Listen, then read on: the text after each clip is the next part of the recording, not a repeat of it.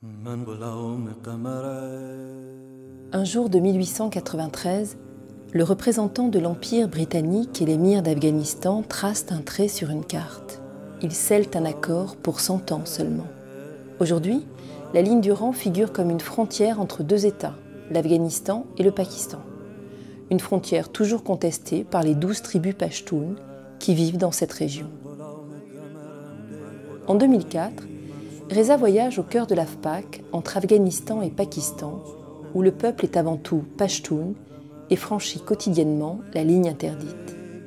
Dans le village de Dara, officiellement pakistanais, rencontre avec la tribu des faiseurs d'armes, celle des Afridis. Pour entrer dans cette forteresse inaccessible, la discrétion est de mise. Reza devient pashtun le temps du périple. La route est semée d'embûches, de dangers. La voiture du fixeur essuie quelques tirs. Ce sont les risques du métier. When we reached Miakale, there were two young men with AK-47 and they jumped from a sugarcane field onto the road and they wanted us to stop. And I told my driver, Zur Talab, to stop because I thought they was going to kill us and snatch our car. And he said, no, I won't stop, and he sped away.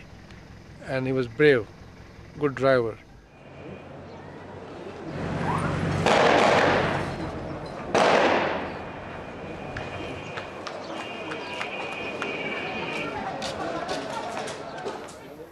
Dans le village de Dara, entre Peshawar et Kohat, la tribu pashtoune du clan des Afridis fabrique et vend des armes de père en fils. Le métal des répliques provient du cimetière des bateaux de Karachi. Derrière la rue principale, maisons et ateliers de fortune se succèdent.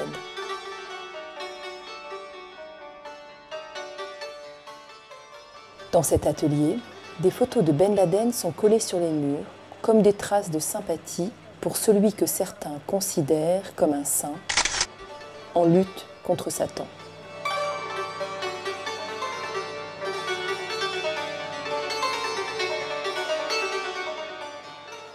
Pourtant, dans ce village, tous ne sont pas des talibans, ni des membres d'Al-Qaïda. À Dara, on fabrique des répliques d'armes sophistiquées et fiables en respectant des règles précises.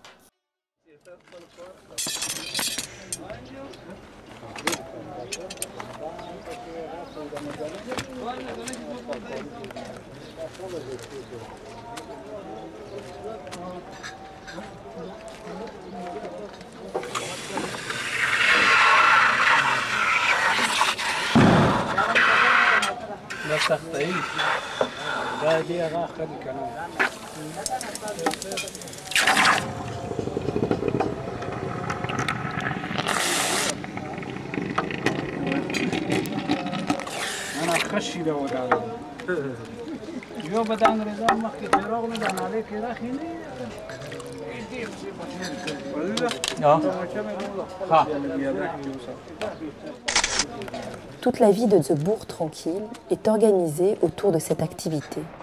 Les garçons vont à l'école à mi-temps, les plus pauvres travaillent dans les ateliers.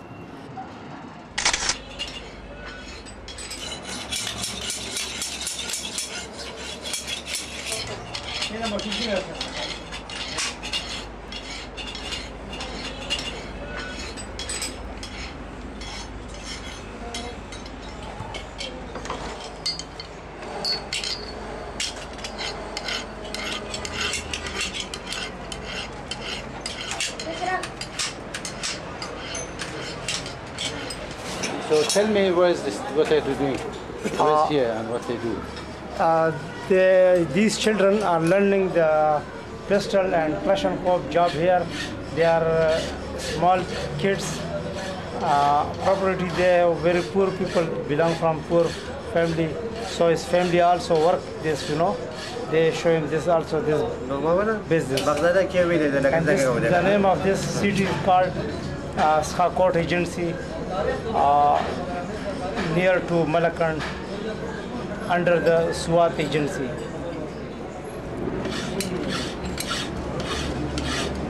Shahab. Shamsulat. Shahabuddin. How old is he? How old? So, sir, 7 years old. Asking. Sassoon over there, 7 years old. What's his name? Two Laskar. Novachi. Every day Sassoon over there. Sassoon over there. طول اسكال Sassoon over there.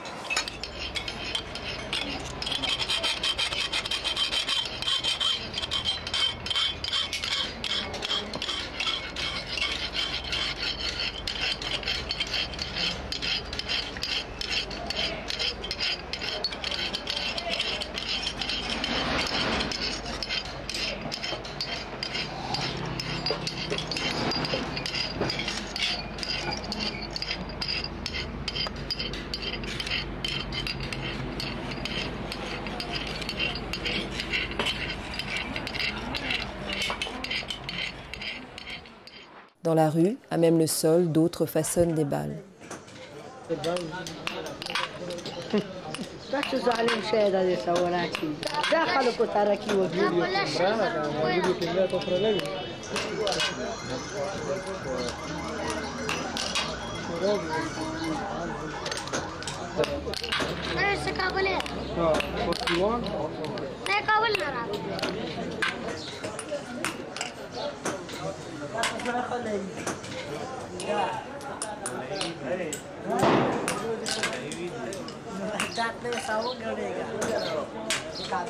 Au bout de la chaîne de fabrication, avant de livrer les commandes qui atteignent parfois des milliers d'exemplaires, les armes sont testées.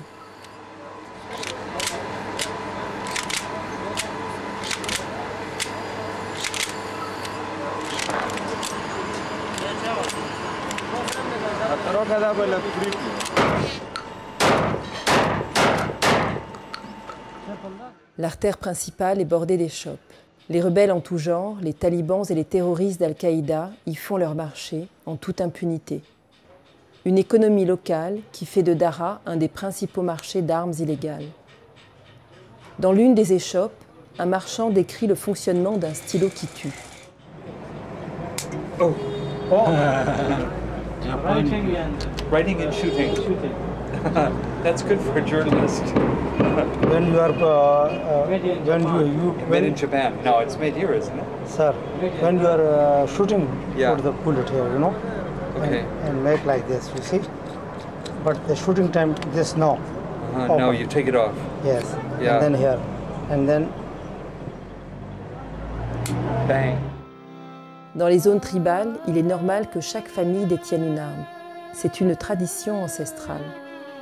La création d'un Pachtunistan au-delà d'un trait sur une carte, c'est le rêve caressé par certains Afghans, le cauchemar du gouvernement pakistanais qui perdrait terre et influence, le prétexte pour alimenter le trouble dans cette zone.